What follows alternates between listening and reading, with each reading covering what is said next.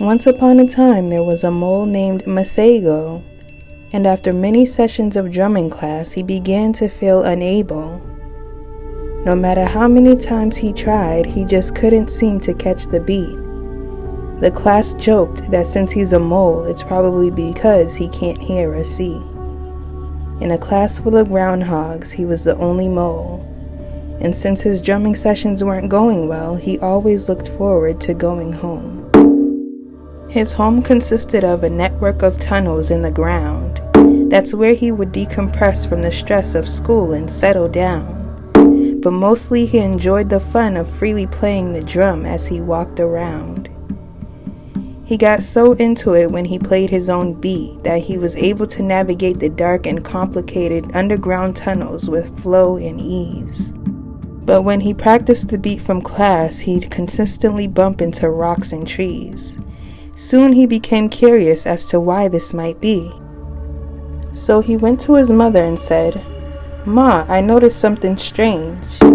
Every time I play the class tune, I feel discouraged, lost, confused, and out of place. Yet every time I play my own tune, I feel confident, clear, at home, and in sync." She replied, "My dear Masego, that's because your senses are so keen that you are naturally led by the subtle pulse of the earth's heartbeat. It's so subtle, yet so strong that it flows through us all. But it's so special that when you tune into it, others may see you as a rebel." "Why is that?" Masego asked. "Because everyone is expected to only play what the teacher tells them to when you're in class." The next day he was eager to go to school. "Excuse me, teacher, why can't we play our own tune?" asked Masego. And the teacher's only response was, "Because I say so, and what I say goes." So during recess, Masego asked the rest of the class, because he was curious to know, what beats they would drum if they were the ones who actually chose. Some of their sounds were different and some were similar. And when they played each of their individual tunes together, the song that emerged was an absolute pleasure. They all realized the gift that they can follow their own beat while still playing in harmony, a magical moment they will treasure forever. It's okay to march to the beat of your own drum and live in harmony with nature are certainly some sweet messages for you to savor. And if I may say so, the main moral of this fable is to honor your own natural rhythm and cycles and let others honor their own, just like the wonderful mole named Masego.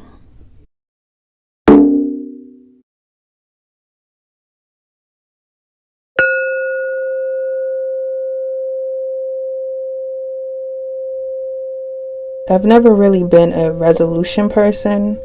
However, due to society's overhyping, I've definitely been influenced to feel the subconscious pressure to be in the energy of what feels like a manufactured or artificial sense of newness every time January 1st comes around. However, this time felt noticeably different. I had zero desire to even think about doing anything new, having new goals, starting new habits, beginning new projects, or anything. At least nothing that felt big. In fact, the only thing I felt called to do was start small, to go micro, to go deeper inward, as opposed to any outward aspiration. So the closest thing to a 2022 resolution for me that felt natural was to simply set an intention. And even that wasn't exactly my doing, because it wasn't like I actively set the intention myself. It was more like my spirit made its intention known to me, and I simply said, okay, yes. So my intentions for 2022 are to listen intently and be led by my spirit's gentle guidance. Simply allow the space for creativity and to just be.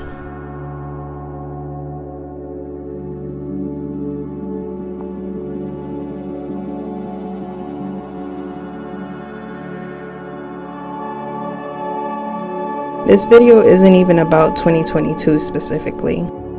It's about the man-made construct of the new year being on January 1st. During the time of this video, here the Western civilization is going by the Gregorian calendar.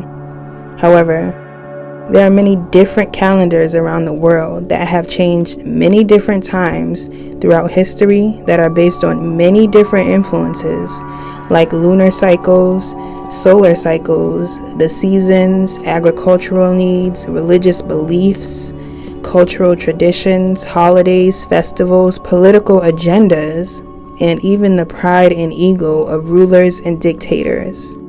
I say that to say, even though it may be widely accepted, that doesn't mean the calendar is absolute or unambiguous, and in some ways it can even be arbitrary. So if something feels off to you about a new year beginning on January 1st, you're not the only one. And if you've experienced daylight savings in the winter, you may know how disorienting it can feel in your mind and body for the sun to start to set and get dark as early as 3:30 in the afternoon, just because people outside of yourself decided to change the time on the clock. In my opinion, and based on nature, winter is a general time for rest, retreat, and hibernation. The cyclical phase of slowing down, going inward, to recoup and recharge.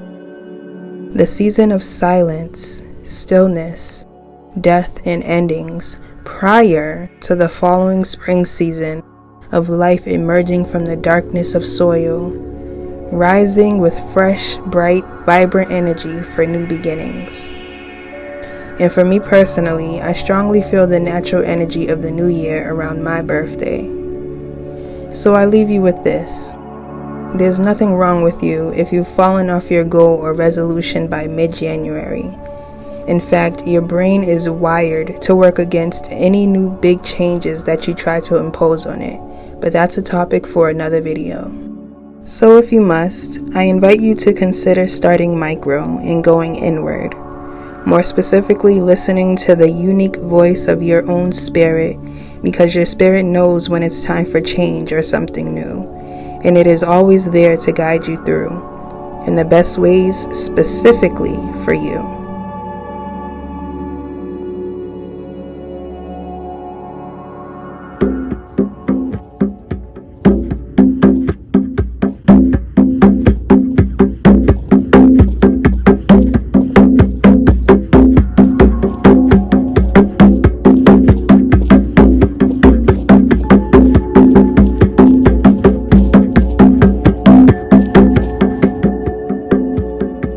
May you listen, learn, tune into, and honor your own natural rhythms and cycles.